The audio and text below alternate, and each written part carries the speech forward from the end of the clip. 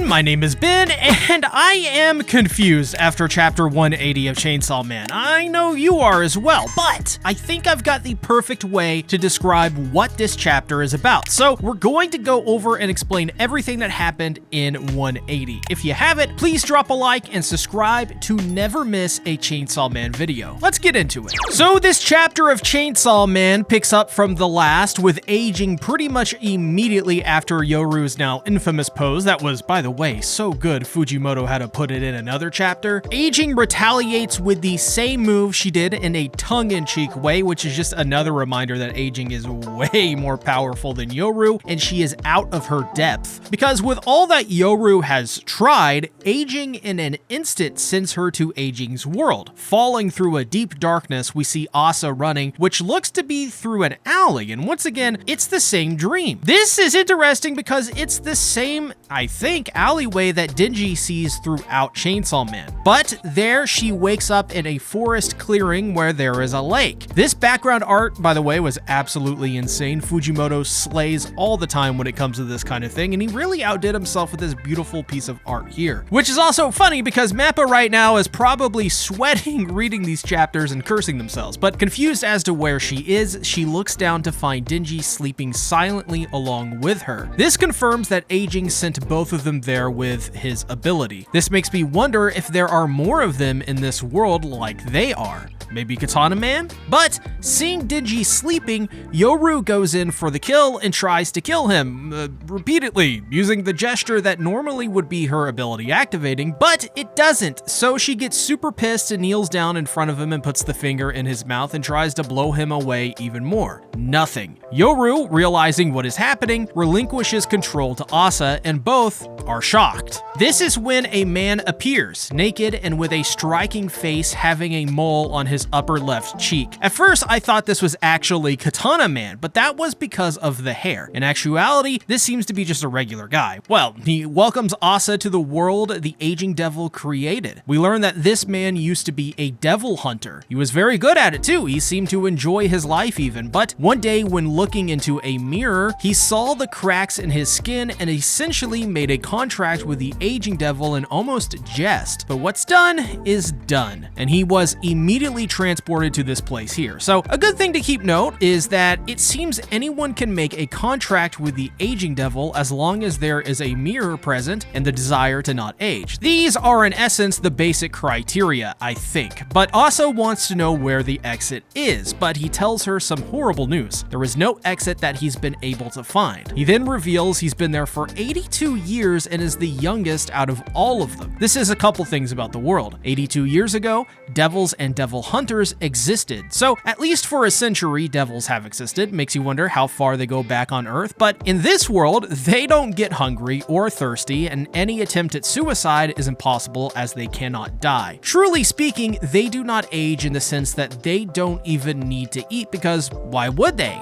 They don't age. But he also reveals to Asa that there are other humans in this world who have long since lost their minds. Asa pries more for information on any kind of exit to this world, which he begins to tell of someone who was rumored to have done so long ago. But just as soon as that happens, he begins to hug a tree, thinking that Asa is a hallucination of a woman named Ritsuko. And my mind immediately actually went to Ritsuko from Evangelion, but of course that's not who she is. So he hugs the tree tightly and begins to scream as Asa looks on in shock, and as I drop the phone and go, what the hell did I just read? All right, so I'll try to explain this chapter, I guess. Where the hell do I even start? Okay, well, first of all, I think the key here is to analyze the core concepts of aging itself. Aging is a process of life and death. To live is to die, and to live is to age and grow old. Before your eyes, your hair falls out, your alabaster skin cracks and succumbs to the heat of the sun, moles form on the skin, your bones begin to ache as the seasons change. Eventually, your body gives way. So, we reproduce to pass on our DNA and genes, which is basically a snapshot of everything we were. Humans then build upon that DNA over centuries, evolving, becoming something different each time. The shapes and sizes may be similar, the stories painfully so, but they build over time. Humans have evolved to age and die, but have developed the ability to reproduce, which is a way to combat the process of life itself and facilitate it. DNA is the doorway to eternity, but But aging is the key concept of this process. Without aging, there is no reproduction. There is no need to evolve and grow. The core being of a person is to live, is to die. We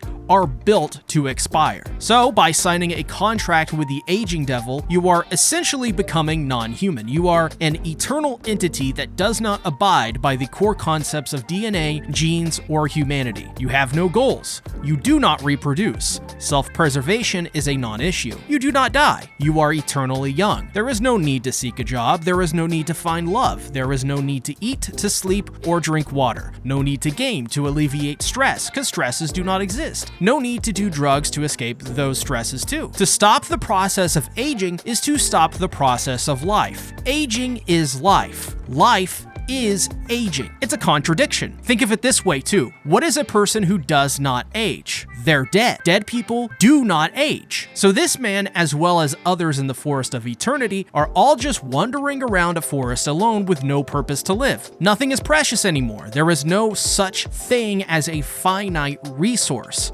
Because when that happens and you realize there is no point, everything loses meaning. Because the human brain was wired through thousands of years and generations to literally die. So when faced with death, it is the ultimate motivation to keep pushing forward, because life itself as a singular person is a finite resource. But humans can absolutely obtain infinity by reproducing, which is another contradiction. Death is a mechanism to protect humanity from eternity. Eternity is what man and woman obtain when they reproduce. What this chapter was saying is that, in my opinion, these people have rejected humanity, and that without purpose, there is no humanity. We are designed as humans to literally evolve and defy what it is to be human. The human experience is to become as gods. It's to become more than human. Fujimoto, this chapter, is telling us the purpose of humanity: to become greater than, to die so that you will have a meaning to live. He is saying that life is a contradiction. It doesn't make sense, which is exactly why it makes sense. We live, which is why we die. And on the surface, our animal minds can't understand this, and that is why we pursue the answer. Because we are afraid of the alternative: eternal damnation, purgatory, hell, Hades, darkness, black. Our goals are to reach a higher place of being: heaven, Shangri-La, the seven heavens, paradise, nirvana. Humanity has created these constructs, these institutions, to force the factors to necessitate reproduction and remind us of the goal. Life is finite. Appreciate your life. Do what you want to do that makes you happy. Pass yourself on to the next generation. Live, die, repeat. The real question is, will Asa, Yoru, Denji, and Pochita